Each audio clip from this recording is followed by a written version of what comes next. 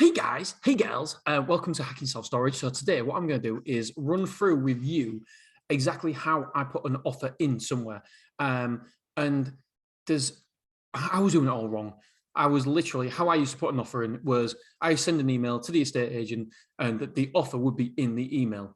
And I went on that course down in Bournemouth and I was with around the table with millionaires and it was a one-day event. And one of the many things I got out of it, it was a 10 grand day to be there, was how to structure. They went through how you structure an offer because you can have a lower offer and get accepted just purely by how you present yourself and how you present your company and how you present the offer.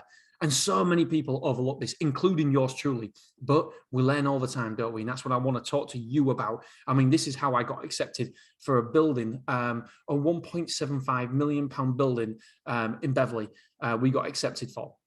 And it was purely because of how we structured it, because otherwise they would never, ever have taken me seriously. So firstly, you want your logo, your company logo on the top left-hand side, and then you want your company address. Where is your registered address? You want it on the right-hand side. And then you put offer subject to whatever it is, subject to change of use, subject to acceptance, I don't know, whatever it may be. But I've got offer subject to improvements here. And so I've got a note saying, hi, Scott.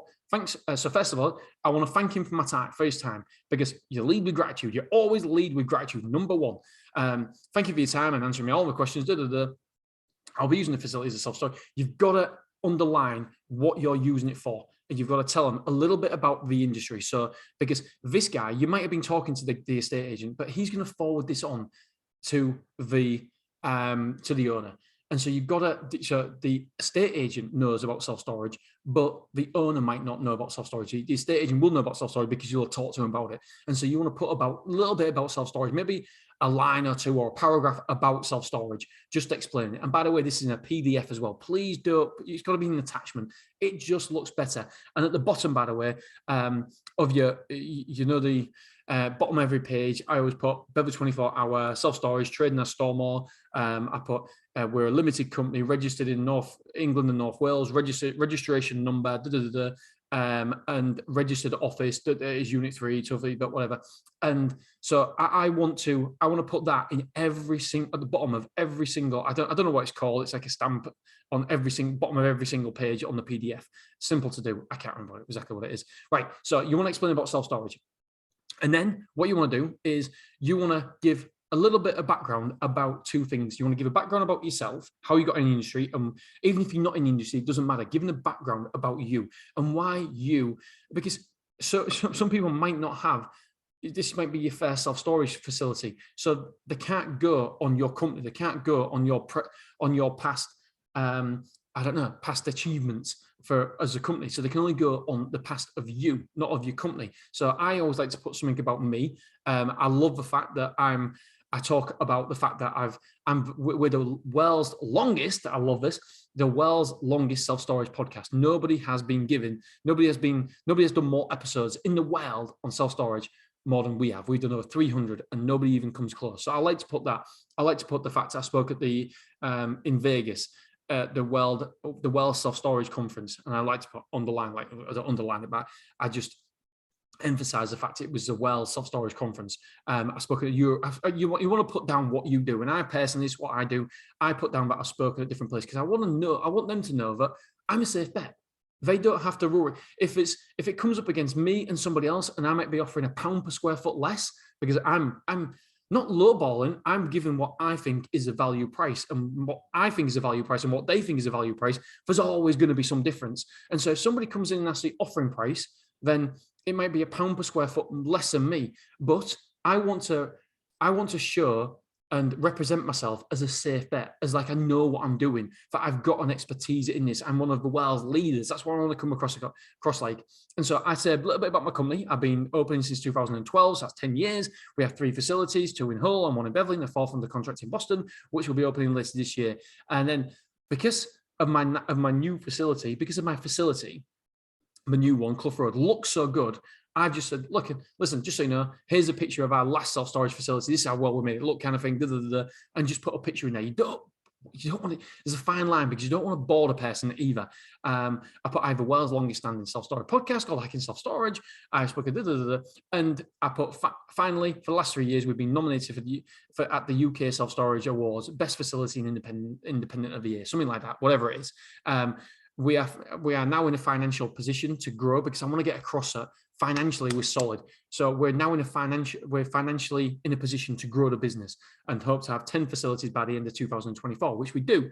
So you want to say a bit about your past, a bit about your business, a bit about your business past, and then you want to give a projection to the future where you see yourself in the future.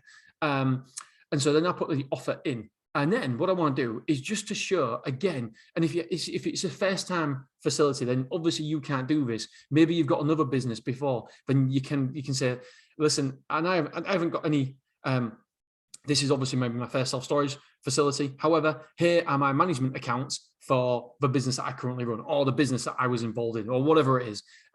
If you can't do that, you can't do that. All you can do is talk about yourself. And that's what I did in my first facility. I mean, we got a 30,000 square foot facility for our second facility, which is unheard of, especially when I was only making like £15,000 for my first facility.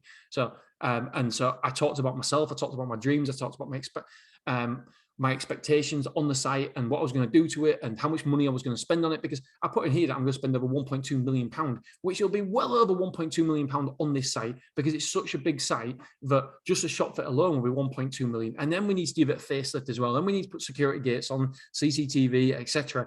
And so it'll be well over £1.2 million. So talk about that, talk about how, because what are you going to do for him? What are you going to do for her? How are you going to make the building better? And so I've mentioned that 20 year lease basically with a tenant break every 5 years, a rent review every 5 years. And by the way, the reason I go 20 years is because it's better for the landlord. It's better for the landlord. It's better for you as well. It's what I call a win-win, a win-win-win. And then a rent review every 5 years because that's what they want. But also, I want to get across that I know what I'm talking about. I'm not a silly Billy. I'm not a Wally. And so I put 1 to 3% cap and collar rates. So cap and collar basically means the rise has to be between 1 and 3% cap and collar. And so the cap and the collar. So minimum of 1, high of 3. And I want to get across that. I know the terminology. I understand the terminology. I know what I'm talking about. I'm not a noob. I'm not a newbie at this game. A noob, as my son would call it on Fortnite. So I put a square foot pricing. I don't want to tell you how much because then you might be able to. Some clever people will be able to guess where it is because of the information that I've already given out about this site. And then I put here another important thing is if the property ever goes for sale, I would like first refusal on this property. And it's not necessarily that I'm going to buy it. It's just if we ever come to sell, that small line there means all the difference. They will value your company that little bit extra and they'll look at your company at that better light. So first refusal, you want to get in there that you want the first refusal in the contract. And by the way, the landlord doesn't have to sell it to you. We can just give you a first refusal and say, there you go, that's the price I want. Boom. I've asked for a 9-month rent-free period. I always like a 9-month rent-free period. If it wasn't for my 9-month rent-free period at Clough Road, then we would be in a position now where we would be having to think, oh shit, we've got $9,000 of rent every single month to pay. But now we've got another 4 months to go because it's 9 months rent-free. So I always try to go for a rent-free period, a big rent-free period. It's massive for us. It just keeps the cash flow in a positive direction, and that little thing for me makes all the difference. Everybody I talk to, everybody I help with leases and stuff, I always say you've got to go for 9 months rent-free period. I've been in a position with no rent-free period, and I've been in a position where I've got 6-month rent-free period, and I've been in a position where I've got 9-month rent-free period. And without a shadow of doubt, obviously, the 9-month rent-free period makes a huge difference. That extra 3 months, honestly, I can't. It's just peace of mind. It really is. It means that I don't have to be stressing now and thinking, how am I going to find this money? What am I going to do? And because you're going for a long lease, they may well give you 9 months. They should give you 9 months rent free because you're going for a 20-year lease. That, and I put here, what have I put here? So yeah. So because I've obviously offering less than they want. However, what I've actually mentioned is because it's a high lease, and because I'll be doing the improvements to the building, the £1.2 million plus £100,000 on the external, on the area, on the property, on the footprint, then that means that the property value will be going up. If you come with me, then if you go with me, because I know somebody else is interested, if you go with me, the property value will increase because it's a long lease, and it's a lease attached to we're not a big company, we're not a solid, but we're a solid company. We're a very solid company now because of our balance sheet, and so we can. It's less risky, hopefully. So because of the lease, the building will be worth more money because it's got a long lease. Because of investment, obviously, an investment, it's something that's going to be with a guaranteed return for 20 years or a guaranteed return for 5 years. What's going to be better? So obviously, there from an investment point of view, then the longer the lease period. And by the way, I put a rent review every 5 years, but we can do a rent review after 10 years if we want, if it starts negotiation. I've left myself some wriggle room there just in case that he's come back and, he wants to negotiate somehow. And so there's a little bit of wriggle room in certain aspects of this. And yeah, so if he goes with me, then I'm going to significantly invest in the property itself, make it look beautiful. It will be the best property around, no doubt about it. And so I'm spending over £1 million on it. And then obviously with a strong lease as well, big, long lease. So therefore, yes, I'm asking less per square foot than other people. However, I'm going to invest in this property. So it's good for you as well. So it's a win for me because I'm getting a lower rent per square foot, but it's a win for you because the valuation of a property is going to go up because of the amount of care and of investment that I'm going to put in there. So I want to get that across as well. And here we go. 2 other things as well. I put my balance sheet in there because I think my balance sheet is relatively strong. It's getting stronger by, what is it, 100 grand a quarter at the minute? Oh, just over 100 grand a quarter. So it really is starting to motor now, which is nice. So I put my balance sheet in there, which is going to be over £400,000 my balance sheet, which, yes, it's not really strong, but this time next year, my friends, it'll be nearly £1 million balance sheet, which is brilliant. I love a 7-figure balance sheet. That's what I want, to get to a 7-figure balance sheet. So we're not going to be too far off that in a year's time. That is what I'm really looking forward to. And then what I'm going to do is I've also put in my accounts, my quarterly accounts for the last year, because I want to come across as somebody, hey, listen, I've got a successful business because I'm on top of my numbers. I know exactly what we're doing on a quarterly basis. So I've put down everything, my whole management accounts for the last year in quarterly sections, if you like, so they can see exactly what we've done. And so here, 126, 230, 330. So yeah, it's a £400,000 profit I'm showing here. And obviously, if we stopped expanding, then my profit would be a lot more because I won't be using so much money to expand, etc. So yeah, we're showing that, listen, hey, we're making £400,000 a year. That was last year. This year's going to be even better. So it's going to be over £500,000 that we're making. I want to get that across as well. And so I attach all that in on a PDF. I also put, because it looks more professional. So say, look, I'm ready to go. I'm not somebody who's on my haunches. I'm being proactive here rather than reactive. And so I put my solicitor's details he's a partner. He works at where he works. His contact details, email and telephone number.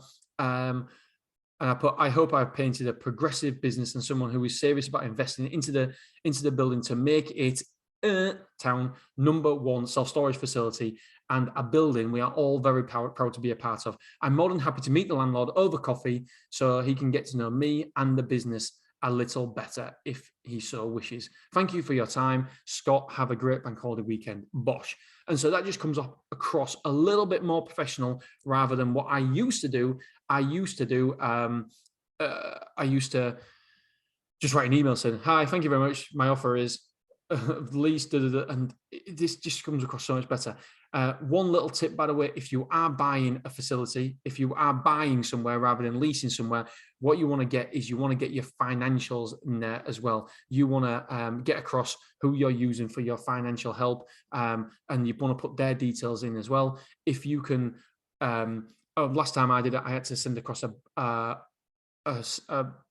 bank statement with over £500,000 in it just to prove that we were serious and we had the money, right? Because you get so many time wasters. So you want to come across as not a time waster as well. And doing all this, it just it just puts you at the top of that pile, because very, very few people will go into this level of detail. I've done 6 pages here. It's took me 6 pages to go through, but I've made sure that it's not boring. For example, I put below as a picture of my latest site we opened earlier this year. It's a state-of-the-art self-storage facility, and it's been featured this quarter in the industry magazine. We've even gone as far as installing motion sensors. James Bond would struggle to break in this facility. And I just put a smiley face. I don't want it to be boring as well. I want to get my personality a little bit across there, but I also want to remain professional as I get.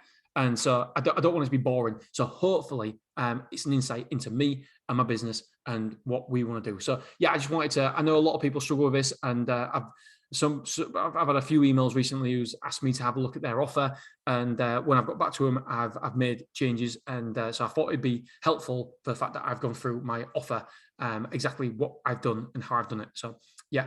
By the way, I was going to say, look, I'll make this public to everybody, but I can't at the minute because it tells you exactly where we are. When we signed the contract, hell shit, yeah, you can have it. Everybody can have it. Of course you can. But at the minute, obviously I can't, because I don't want to give anybody else a heads up, because Dave Davies says, don't fuck this up, mate. Don't fuck this up. Get an offer fucking put in now. I'm like, all right. And he goes, go on, Dave, say the word, say the word. It's a fucking no-brainer, mate.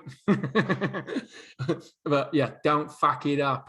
So I don't want to fuck it up, and I don't want to obviously tip anybody else off at the minute to where it is, but I will keep you guys posted exactly as and when something comes off. Hopefully they'll accept the offer and we can start moving, and I can start thinking, shit, where am I going to find the £1.2 million now?